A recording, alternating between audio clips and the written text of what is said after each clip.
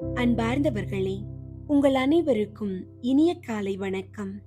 இந்த புதிய விடியலில் இறைவனின் மாறாத அன்பும் தெய்வீக அமைதியும் உங்களை முழுமையாக வழிநடத்துவதாக.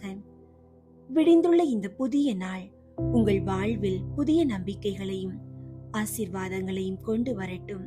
தம் சகோதரர் சகோதரிகளை மனதார மன்னிக்காவிட்டால் விண்ணுலகில் இருக்கும் என் தந்தையும் உங்களை மன்னிக்க மாட்டார் என்று ஆண்டவர் இயேசு இன்று மன்னிப்பின் உன்னத மேன்மையை நமக்கு கற்றுத் தருகிறார். நாம் இறைவனிடமிருந்து அளவில்லாத இரக்கத்தையும் மன்னிப்பையும் தினமும் பெற்றுக்கொள்கிறோம். அதே இரக்கத்தோடும் நல்ல உள்ளத்தோடும் நமக்கு எதிராக குற்றம் செய்வோரையும் நாம் மனதார மன்னிக்க வேண்டும். இதயத்தில் வெறுப்போ பகையோ இல்லாமல் அனைவரையும் மன்னிக்கும் போதுதான் இறைவனுடைய அமைதியும் முழுமையான மன்னிப்பும் நம் வாழ்வில் நிலைத்திருக்கும்.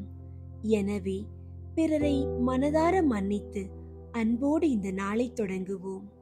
இன்றைய நாளுக்கான இறை வார்த்தை மத்தேயு 18ஆம் அதிகாரம் 35ஆம் இறை வார்த்தை. உங்களுள் ஒவ்வொருவரும் தம் சகோதரர் சகோதரிகளை மனதார மன்னிக்காவிட்டால் விண்ணுலகில் இருக்கும் என் தந்தையும் உங்களை மன்னிக்க மாட்டார். ஜெபிப்போம்.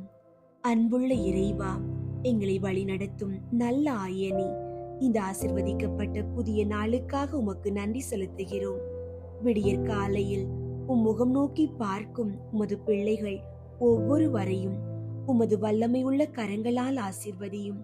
உம்முடைய வார்த்தையின்படி உமது பிள்ளைகள் தங்கள் உள்ளங்களில் உள்ள விரோதம், கோபம், பகைமை அனைத்தையும் அகற்றி தங்களுக்கு தீங்கு செய்தோரையும் மனதார மன்னிக்கும் இதயத்தை பெற்றுக்கொள்ள அருள் தாரும்.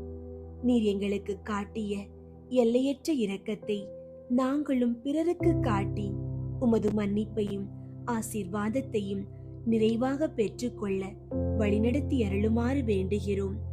இந்த நாள் முழுவதும் எங்கள் குடும்பங்கள் ஒவ்வொன்றிலும் தெய்வீக சமாதானத்தை நிறைவாய் தந்தரள வேண்டுகிறோம். எங்கள் வீடுகளில் உள்ள கருத்து வேறுபாடுகள் மறைந்து அன்பும் ஒற்றுமையும் நிலைத்திருக்கட்டும். உமது பிள்ளைகள் இன்று எங்கு சென்றாலும் என்ன காரியங்கள் செய்தாலும் நல்ல உடல் நலத்தோடு இன்று முழுவதும் அவர்களை பாதுகாத்துக் கொள்ளும்.